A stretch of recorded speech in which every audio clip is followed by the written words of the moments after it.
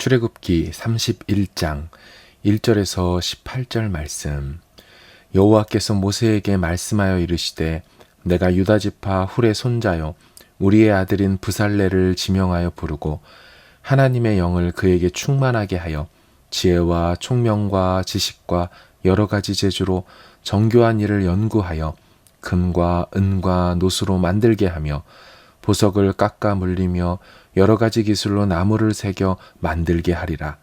내가 또 단지파 아이사막의 아들 오홀리압을 세워 그와 함께 하게 하며 지혜로운 마음이 있는 모든 자에게 내가 지혜를 주어 그들이 내가 내게 명령한 것을 다 만들게 할지니 곧 회막과 증거궤와 그 위의 속죄소와 회막의 모든 기구와 상과 그 기구와 순금 등잔대와 그 모든 기구와 분향단과 번제단과 그 모든 기구와 물두멍과 그 받침과 제사직을 행할 때에 입는 정교하게 짠 의복 곧 제사장 아론의 성의와 그의 아들들의 옷과 관유와 성소의 향기로운 향이라. 무릇 내가 내게 명령한 대로 그들이 만들지니라. 여호와께서 모세에게 말씀하여 이르시되 너는 이스라엘 자손에게 말하여 이르기를 너희는 나의 안식일을 지키라. 이는 나와 너희 사이에 너희 대대의 표징이니 나는 너희를 거룩하게 하는 여호와인 줄 너희가 알게 함이라. 너희는 안식일을 지킬지니 이는 너희에게 거룩한 날이 됨이니라. 그 날을 더럽히는 자는 모두 죽일지며 그 날에 일하는 자는 모두 그 백성 중에서 그 생명이 끊어지리라.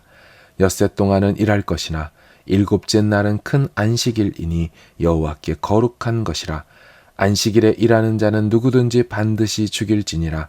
이같이 이스라엘 자손이 안식일을 지켜서 그곳으로 대대로 영원한 언약을 삼을 것이니 이는 나와 이스라엘 자손 사이에 영원한 표징이며 나 여호와가 엿새 동안에 천지를 창조하고 일곱째 날에 일을 마치고 쉬었음이니라 하라.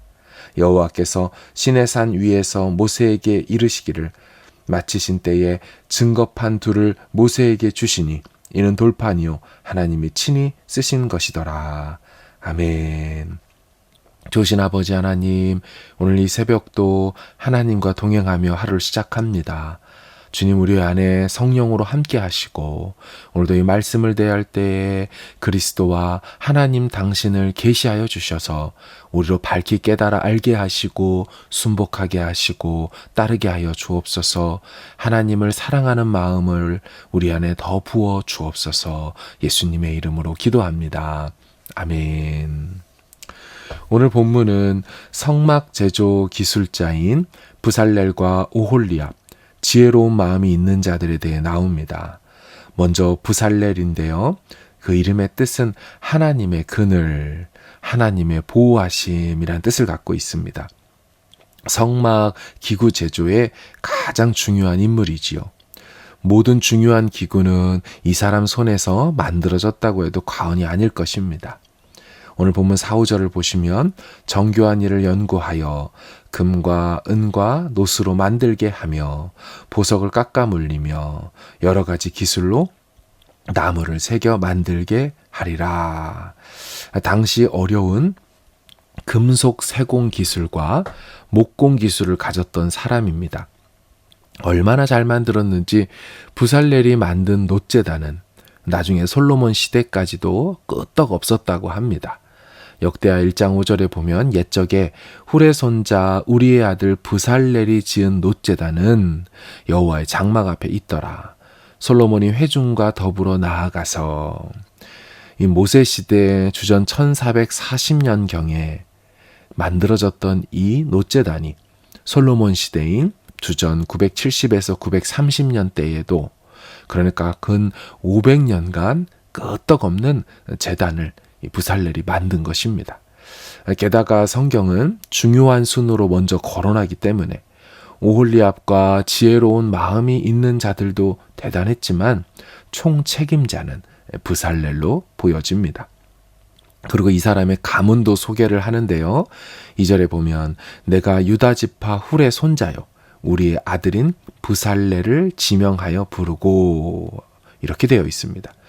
부살렐의 할아버지 이름을 어디서 많이 들어보신 것 같지 않습니까? 유다지파 훌의 손자요. 예전에 아말렉과의 전투에서 모세의 지팡이를 든 그 팔이 내려오지 않도록 좌우에서 받쳐주던 일을 했던 사람이 아론과 훌 아닙니까? 만약 이 훌이 그 전투에서의 훌이라면 부살렐은 대를 이어 쓰임받는 가문의 자손인 것입니다. 할아버지 훌도 모세의 오른팔과 왼팔이 되어서 큰 힘이 되었는데 이제 손자까지 성막을 세우는데 큰 쓰임을 받게 되니 이 가문의 영광인 것이지요. 그러나 잘 보시면 선천적으로 부살렐이 이런 능력을 타고난 것으로 보이지는 않습니다. 부살렐이 멋지게 쓰임받은 것은 사실이지만 그것이 그의 어떠함과 공로 때문이 아니라는 것입니다. 잘 보시면 하나님이 그를 지명하여 부르셨다고 되어 있습니다.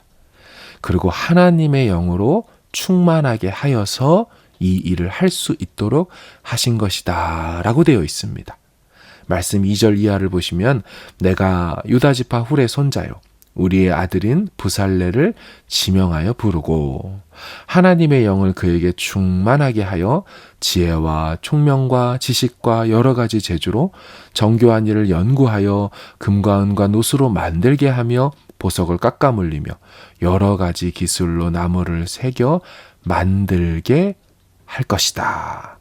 하나님이 지명하셨고 하나님의 영으로 채우셨고 하나님이 만들게 하실 것이다 라고 하셨습니다. 그래서 부살렐은 이 모든 것을 사실은 은혜로 감당할 수 있었다라고 해야 할 것입니다. 참 이 모습이 우리의 삶과도 닮은 것이 많이 있지 않습니까? 우리도 하나님께서 지명하여 부름받아 하나님을 믿게 되었지요.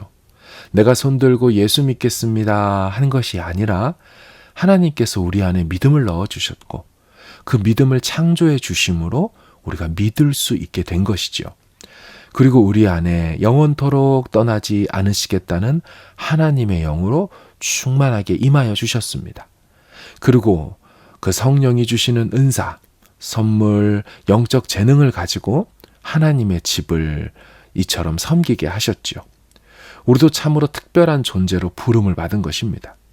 누군가 대를 이어 충성할 수 있다면 그것도 감사한 일일 것입니다.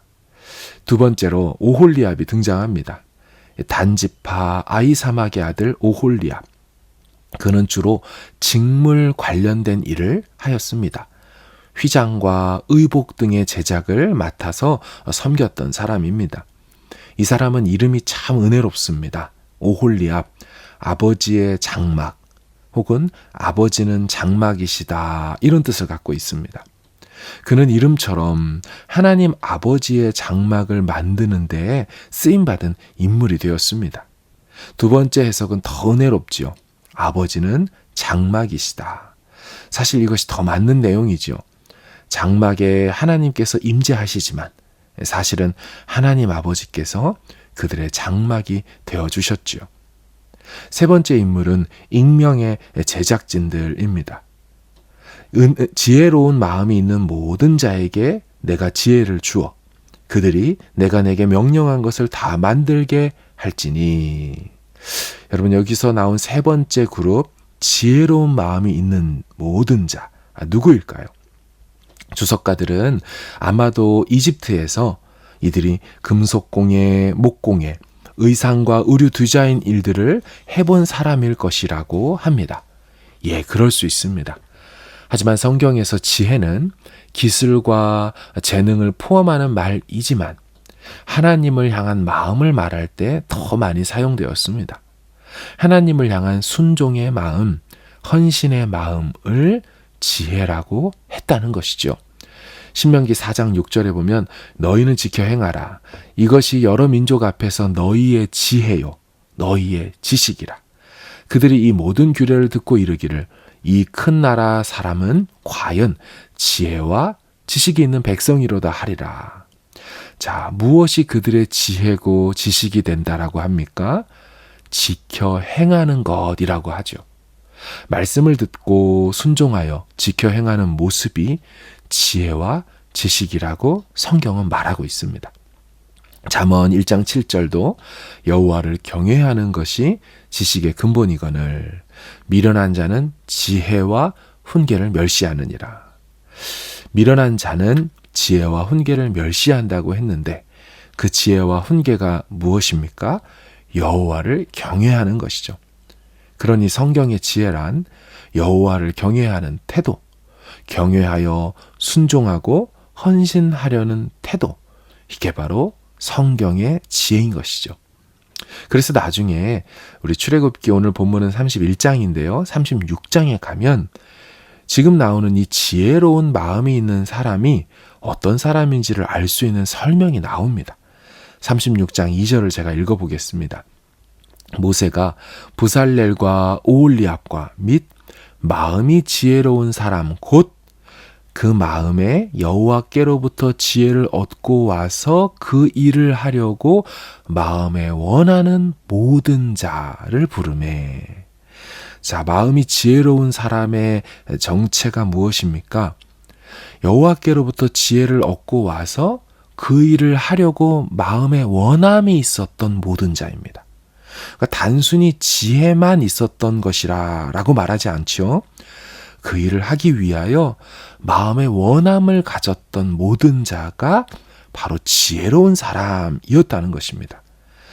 여러분, 하나님이 쓰시는 사람이 누구일까요? 하나님 편에서 본다면 하나님의 선택을 받고 지명하심을 받은 자입니다. 하지만 그것은 일방적인 것만은 아니라는 거예요. 하나님을 사랑하고 경외하여 하나님께 내 인생을 드려 쓰임받고자 하는 순전하고 자원하는 마음이 있는 자를 하나님이 들어 쓰신다는 겁니다. 주님, 내가 여기 있사오니 나를 써주소서. 우리 편에서 이런 태도와 자세가 있을 때 하나님께서 쓰신다는 것이죠. 능력은 없어도 좋습니다. 지식과 기술이 부족해도 좋습니다. 그런 것들은 오늘 본문에 보면 하나님께서 다 채워주셨지요. 하나님이 능력과 당신의 영으로 충만하게 하셔서 그 일들을 하게 하셨다고 했습니다. 그들에게 필요한 것은 자원하는 심령이었습니다. 그저 따르고 순종하는 것이었습니다.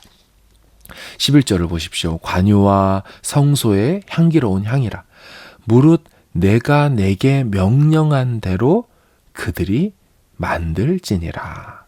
잘 보시면 내가 내게 명령한 대로 그들이 만들어야 한다. 주님의 계명을 따라 순종할 수 있는 사람이 쓰임받는 사람, 그 일을 감당할 수 있는 사람이 된다는 것입니다. 순전한 마음, 정직한 마음, 올곧은 마음, 자원하는 마음, 경외하는 마음, 이것이 바로 하나님이 찾으시는 마음이었습니다. 이것이 대대로 주님께 쓰임받는 마음이었습니다. 그런 마음을 주시기를 기도하는 우리 모두 되기를 주님의 이름으로 축원합니다.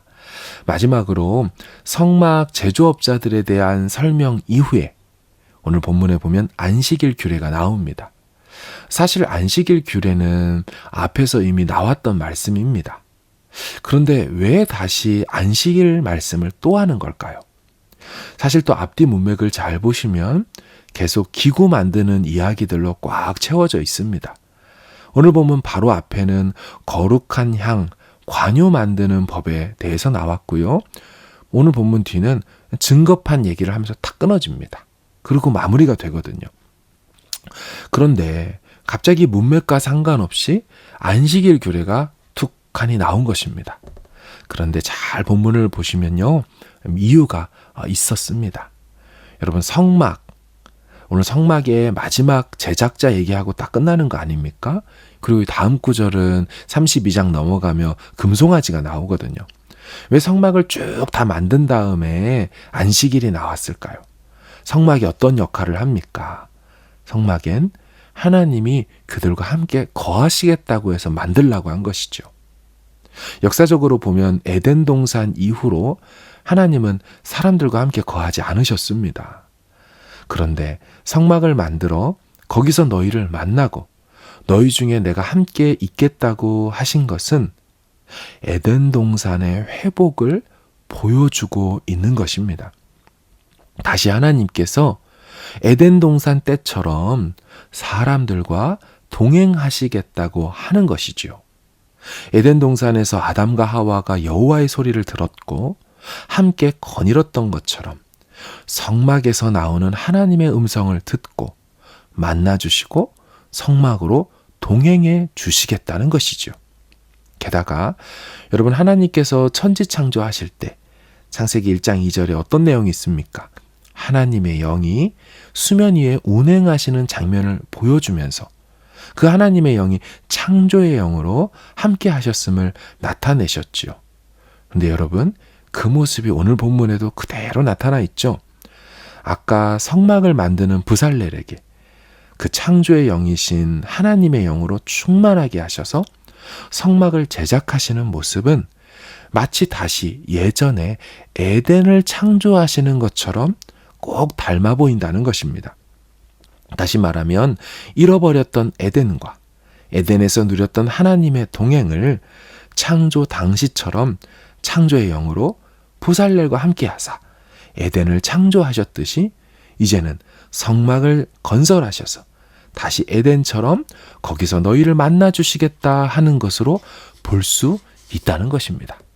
자, 그렇다면 이제 알 것입니다.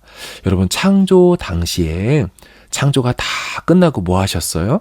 하나님께서 7일째 안식하셨습니다. 오늘 본문도 하나님의 영으로 채운 부살렐 통하여 성막을 창조하시는 것을 명하신 후에 그 다음 안식일 규례를 이야기하고 있는 거죠.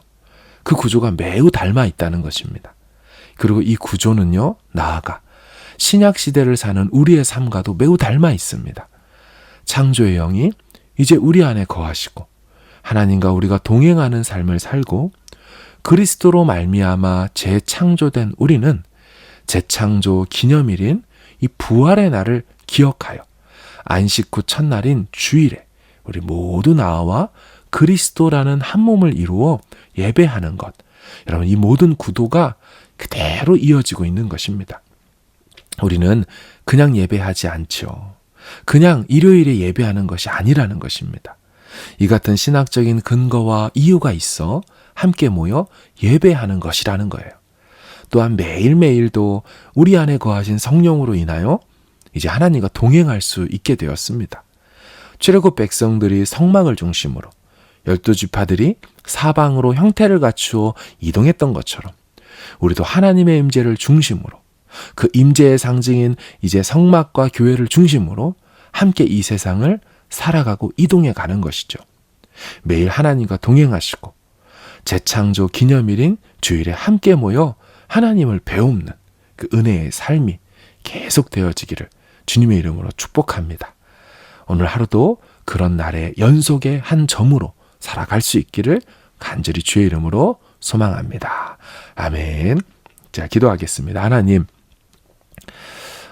부살렐과 오홀리압과 지혜로운 마음이 있었던 모든 사람들을 주님 편에 택하여서 쓰셨지만 그들 입장에서는 또한 하나님 앞에 자원하는 심령으로 자신을 내어드렸습니다. 하나님, 우리도 쓰임받기를 원합니다. 하나님 손에 붙들린 바 되어 멋지게 사용되기를 원합니다. 오늘 이 하루도 그런 하루 되게 하여 주옵소서. 오늘 하루도 아버지 성막으로 저들 가운데 거하시며 동행하셨던 것처럼 우리 마음판에 새겨진 그 십계명, 우리 마음판에 성령으로 거하시는 임재 기억하면서 살아가게 하여 주시사 오늘도 우리가 그 에덴 동산의 삶을 누리고 오늘도 에녹이 살았던 그 하나님과 동행하시는 삶을 누리는 신약의 백성들, 성령이 거하시는 성령의 사람들 다 되게 하여 주옵소서. 축복하옵고 예수님 이름으로 감사하며 기도하옵나이다. 아멘.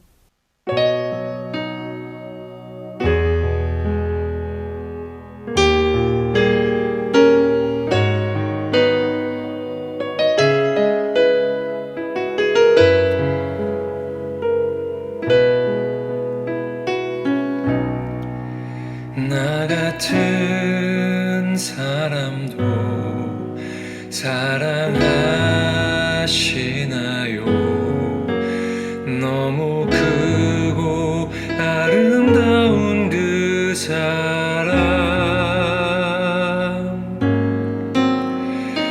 그 사랑 내 맘 넘치니 나 더욱 주 사랑하니 나의 하나님 살아계신 하나님 당신의 뜻 이루어 주옵소서 나의 하나님 살아계신 하나님 당신의 길 가게 하소서